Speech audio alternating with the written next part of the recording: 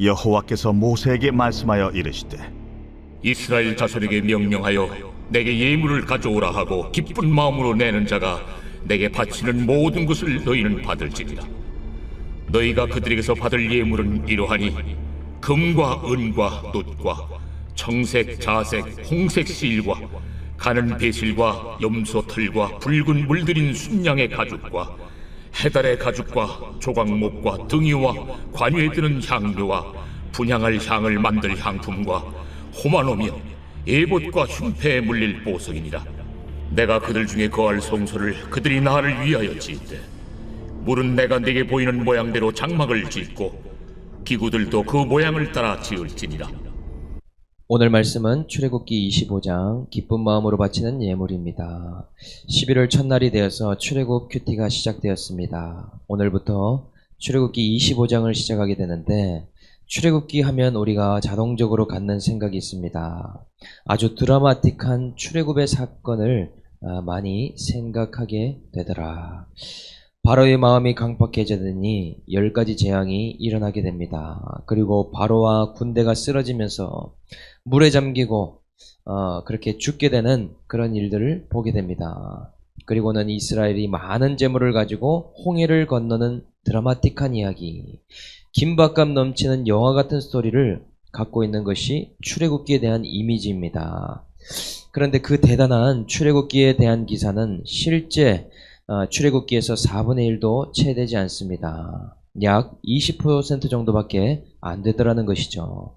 그렇다면 나머지 이야기는 무엇인가? 출애굽 전의 이야기는 모세가 태어나서 소명을 받기까지의 이야기고, 출애굽 뒷부분은 하나님과 언약 맺은 이스라엘 백성이 어떻게 하나님과 관계를 맺고 살아가는가 하는 이야기가 출애굽기 이야기입니다. 출애굽 사건보다 훨씬 비중이 큰 것이 출애굽하고 나서의 모습이더라. 오늘날 말로 하면 예수 믿고 성령 받고 난 이후의 삶을 어떻게 살아갈 것인가, 이것이 훨씬 더 많은 비중을 차지하고 있더라는 것이죠. 그래서 오늘부터는 출애굽 이후에 십계명을 받고 하나님의 언약의 백성이 된 이스라엘이 무엇을 중심으로 살아갈 것인가, 그 중심에는 성막과 성소가 있다라고 하는 것이 오늘 본문의 말씀입니다. 먼저 1절에 보니 여호와께서 모세에게 말씀하여 이르시되, 하나님께서는 모세를 먼저 불러 말씀하시죠. 그 이유는 먼저 입에 하나님 말씀을 넣어주기 위해서였습니다.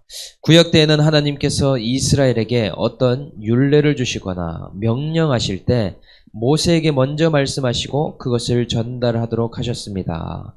그 내용은 무엇인가? 2절에 이스라엘 자손에게 명령하여 내게 예물을 가져오라 하고 기쁜 마음으로 내는 자가 내게 바치는 모든 것을 너희는 받을지니라.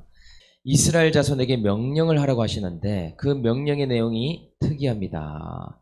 예물을 가져오게 하는데 기쁜 마음으로 내는 자의 예물을 받으라, 이렇게 명령한다는 것이죠. 참 희한한 표현이지 않습니까? 명령과 자원함이 어떻게 같이 갈 수 있는가? 명령이면서도 동시에 기쁜 마음으로 자원해서 내야 된다. 이게 표면적으로는 너무나 상충되는 말이죠. 그렇다면 어떤 자가 이런 일을 할 수 있을까? 애굽에서 종노릇하다가 죽을 인생임을 뼈저리게 깨달은 자, 어린 양의 피가 아니면 죽음의 저주를 면할 수가 없었고, 또 하나님이 피할 길을 내지 않았다면 바로 군대에 의해 죽임당할 인생, 그것을 인정하는 자는 모두가 명령을 따르게 될 것입니다.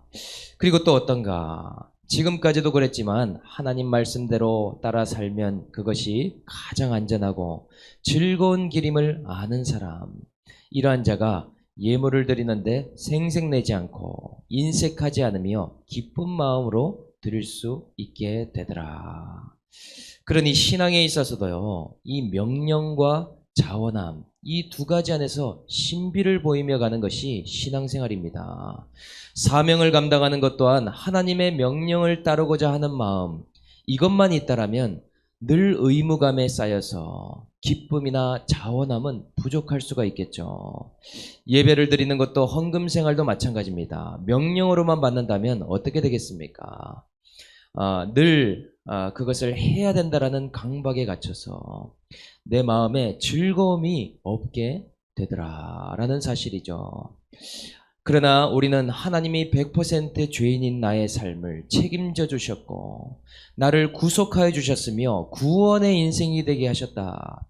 베풀어 주신 은혜로 말미암아 기쁜 마음으로 모든 것을 감당하게 하신다. 이것을 깨달아야 된다라는 것입니다.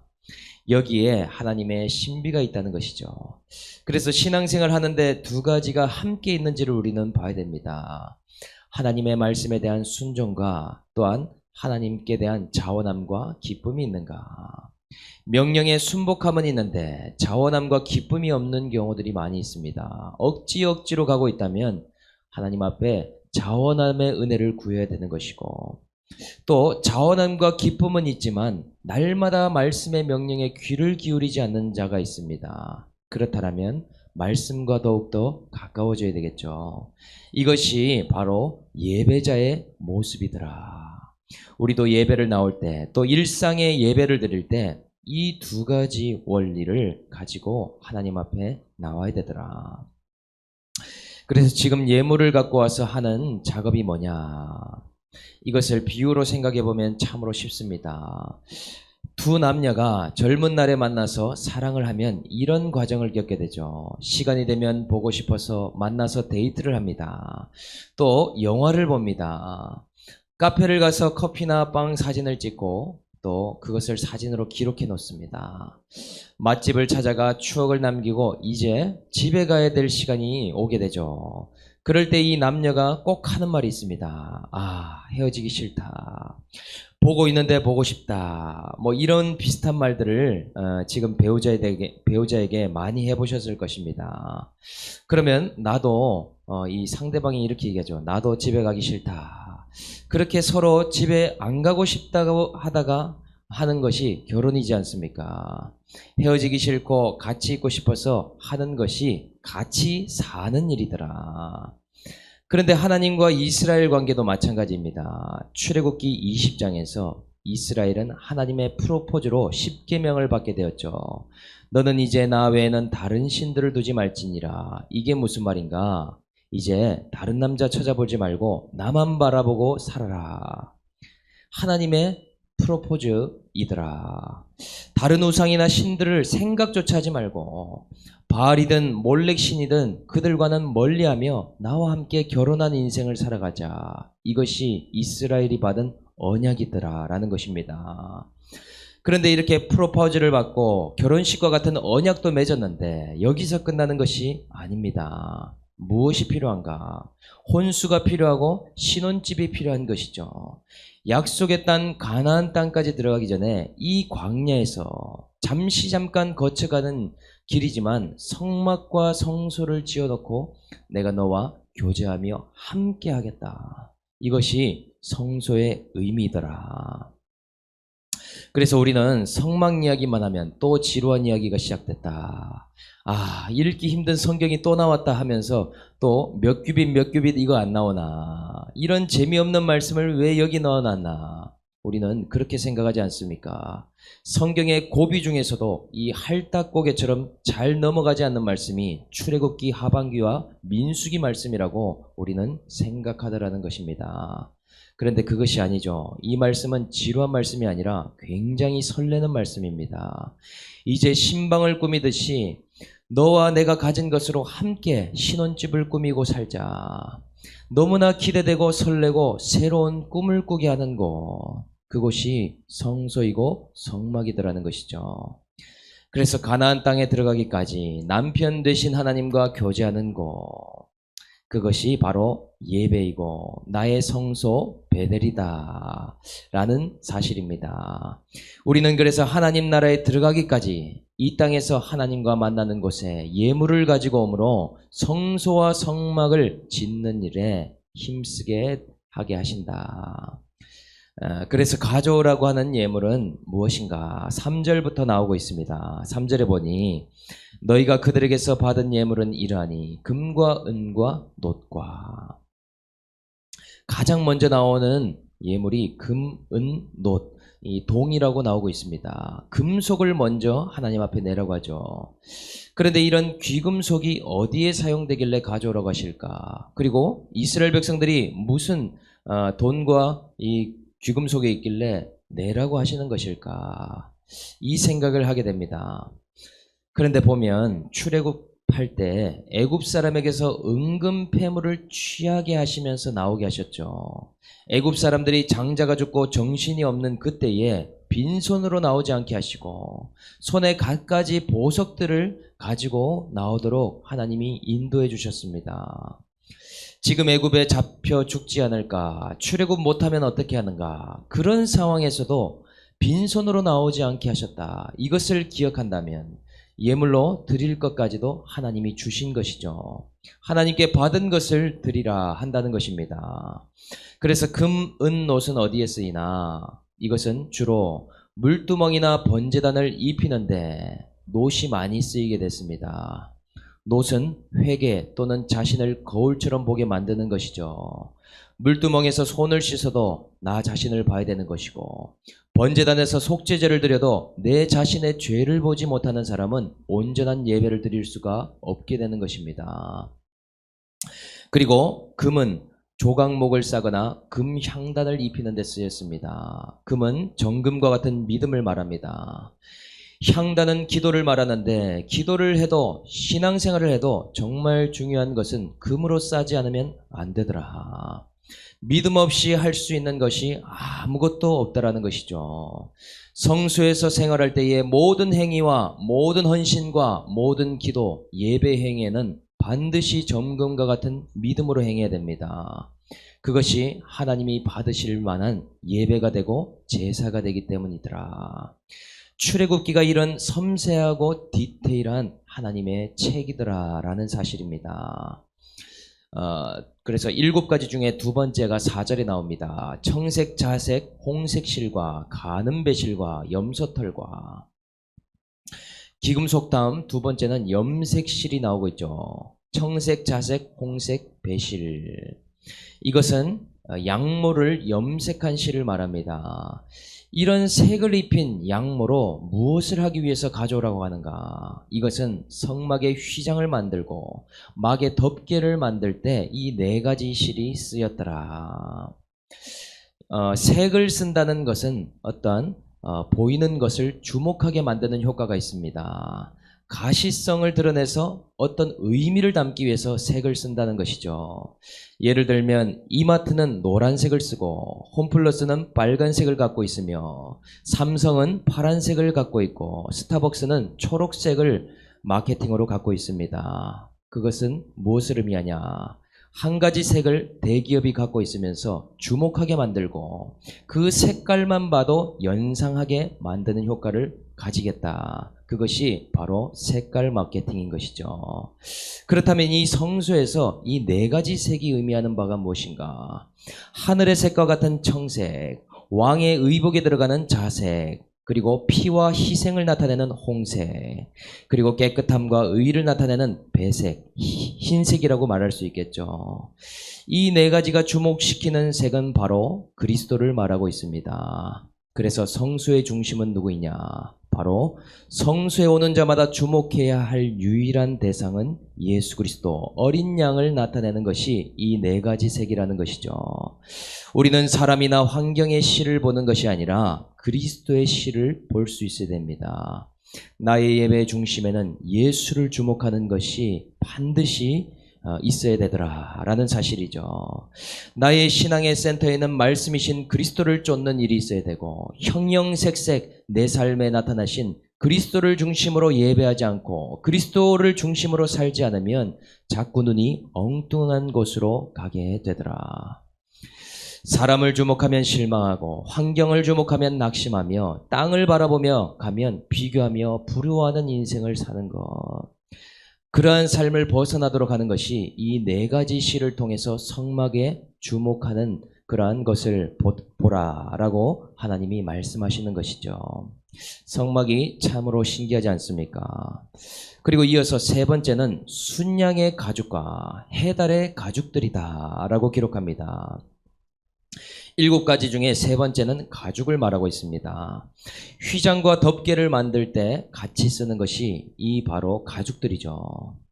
성소를 전체를 덮고 있는 것이 가죽이다. 이것의 의미는 무엇인가? 바로 어린 양의 희생, 바로 보혈을 상징하는 것이죠. 성소의 중심에는 또한 성소의 중심이 그리스도라고 한다면 성소를 덮고 있는 것은 속죄의 은혜, 보혈로 모든 성소와 예배가 덮여져 있어야 된다.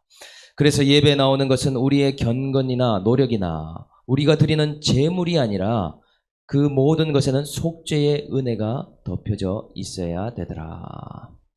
그래서 수치와 부끄러움의 인생으로 무화과 나뭇 잎으로 치장하고 변장할 수밖에 없는 인생인데 어린 양의 가죽으로 덮여지게 될 때 그 인생이 예배 인생으로 변화되게 된다. 그것이 바로 창세기에 나오는 가죽옷의 의미와도 동일한 것입니다. 하나님께 불순종함으로 하나님을 떠날 수밖에 없는 인생임을 너무나 잘 아시기에 이런 속죄의 은혜, 속량의 은혜로 내가 너희를 덮어주겠다. 죄 많고 허물 많은 너희들의 모든 더러움을 내가 가리우겠다라는 약속을 지금 이 성소를 지으면서도 하고 계신다라는 것입니다. 그래서 5절에 그 다음 조각목이 나옵니다. 7가지 중에 네 번째 조각목은 목재입니다. 바로 이 성막과 성소의 재료가 되는 것이 목재이고 또 이 성전을 짓는데 필수적인 것이 바로 조각목이죠. 이 조각목은 그 지방의 아카시아 나무를 말합니다. 우리나라에서 보는 아카시아 나무와는 차원이 다르게 이 광야에서 자라는 나무, 아카시아는 볼품없는 나무입니다. 견고하고 아주 화려한 백향목과는 비교할 수 없을 정도로 나약해 보이는 것, 그것을 조각목이라고 할 수 있더라. 이 조각목이 의미하는 것은 무엇이냐? 바로 사람을 말하는 것입니다. 하나님은 성전을 지을 때 사람으로 지어 가시는데 반드시 해야 되는 작업이 있는데 조각목 그 자체로는 너무나 볼품이 없고 쓰임받을 수는 없더라. 조각목은 반드시 금으로 싸게 되어 있습니다. 반드시 금으로 싸지 않고서는 쓰임받을 수 없게 되더라.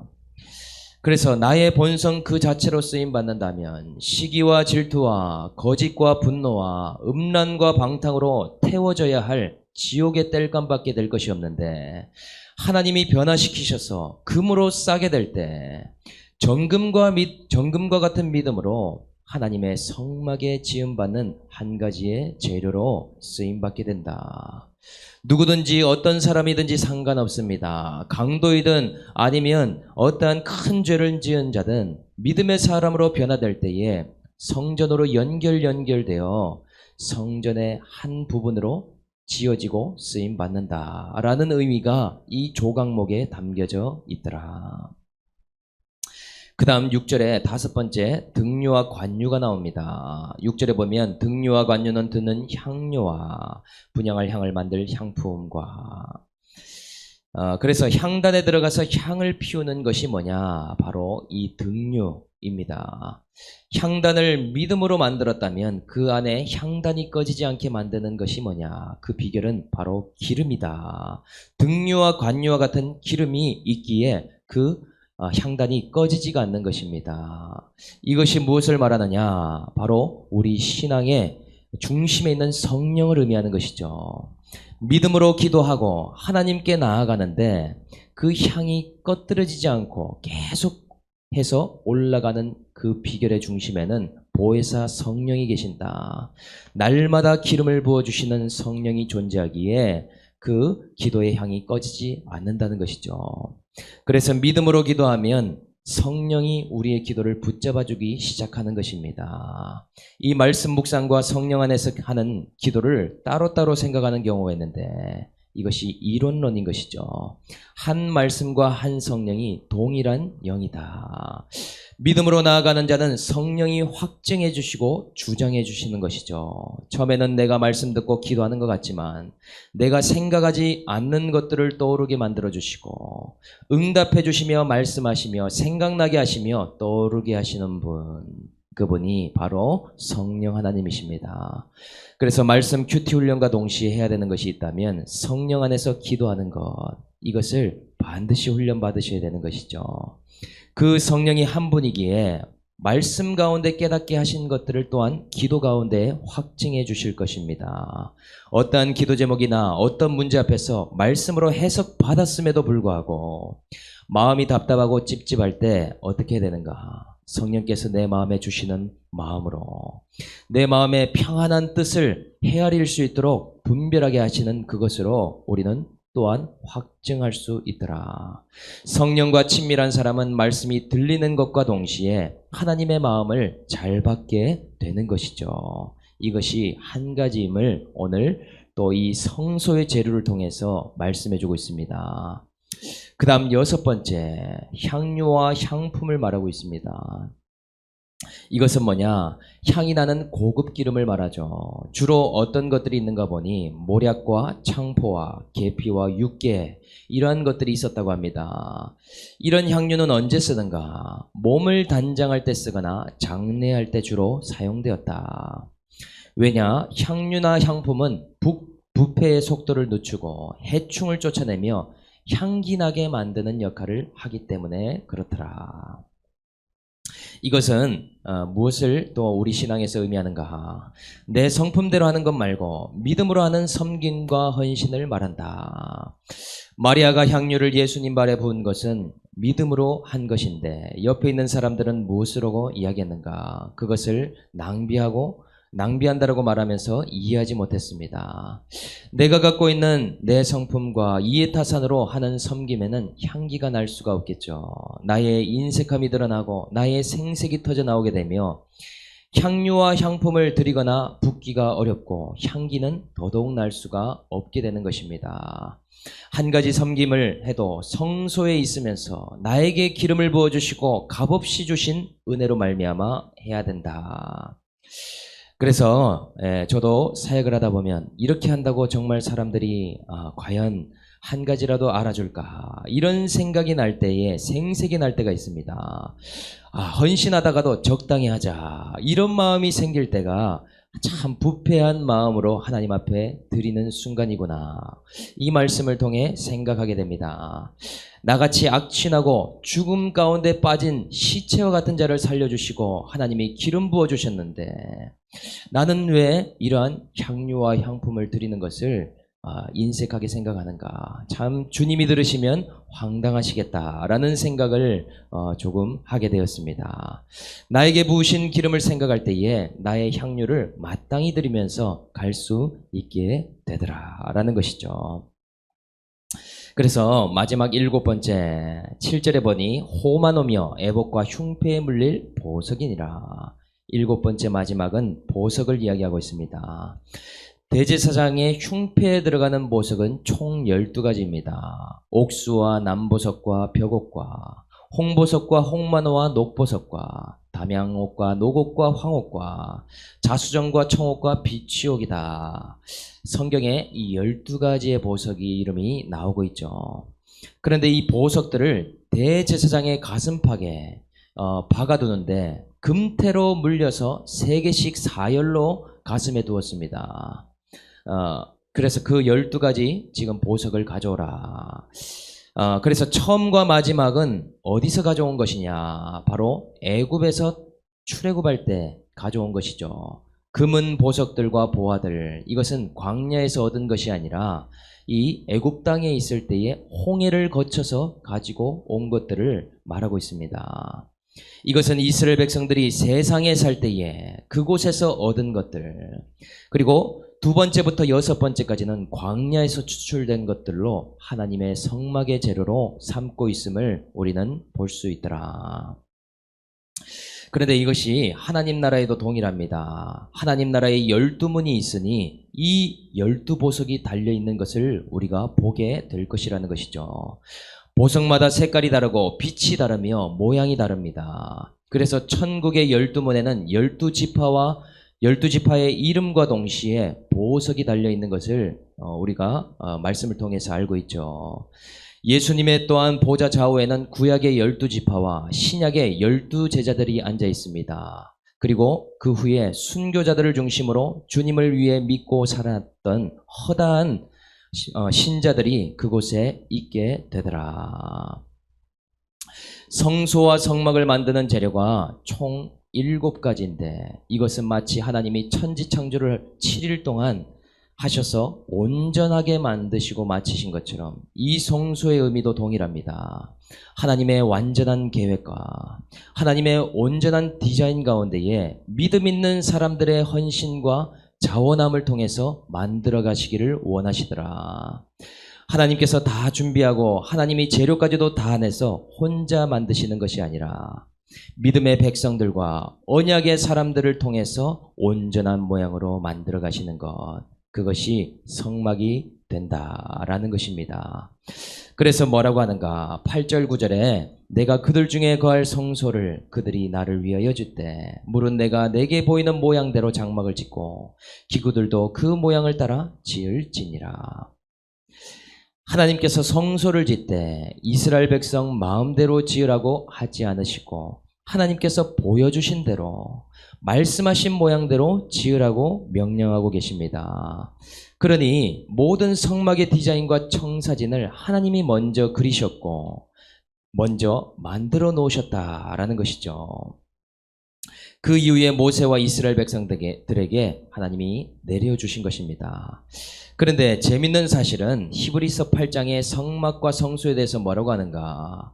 이 땅에 주신 성소와 성막이 하늘에 있는 것을 본따서 만든 모형이라고 말한다는 것이죠.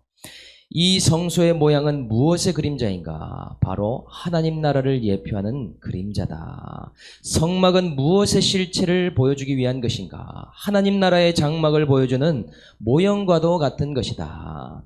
그래서 우리가 아파트를 완공하기 전에 미리 설계를 하고 또 모형으로 이 모델하우스처럼 만들어 놓고 보여주지 않습니까? 이 아파트 단지가 어떠한지, 그리고 내부는 모양이 어떠한지 눈으로 먼저 확인시켜 주는 것이죠.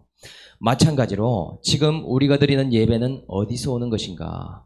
지금 드리는 예배 또한 하나님 나라에서 드리는 예배에서 가져왔다라는 사실입니다. 오늘 드리는 예배가 하나님 나라에서 드리는 예배와 연결되어 있다면 얼마나 가슴 벅찬 이야기입니까? 우리는 그 예배를 생각하면서 오늘도 거룩을 쫓는 것이고 나의 내면이 하나님이 거하실 만한 합당한 성소로 지어져 가야 하는 것입니다. 지금도 내가 하나님을 만나러 온 것 같지만 내가 말씀을 듣는다고 생각하지만 그것이 아닌 것이죠. 그 이전에 하나님은 우리 각자의 인생을 예배의 인생으로 디자인하시고 인도하고 계셨다라는 사실입니다.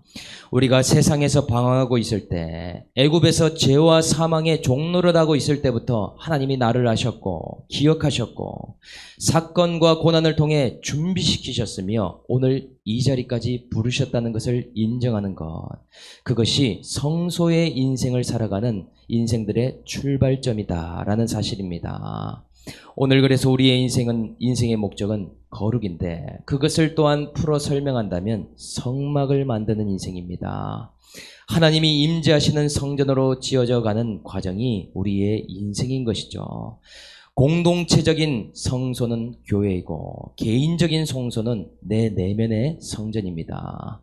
내면의 성전과 공동체적인 성전이 함께 지어져 가는데 그것이 무엇으로 가능한가? 오늘 하나님의 명령인 말씀을 통해서 가능하게 되고 또 그 말씀의 반응인 나의 믿음과 기쁜 마음의 자원함을 통해서 금으로 싸게 될 때에 이러한 일이 일어나게 되더라 라는 사실이죠. 오늘 이 말씀을 통해 기쁜 마음으로 성막 만드는 인생, 그러한 인생이 모두 다 될 수 있기를 주 예수의 이름으로 축복합니다. 적용 질문 드리겠습니다.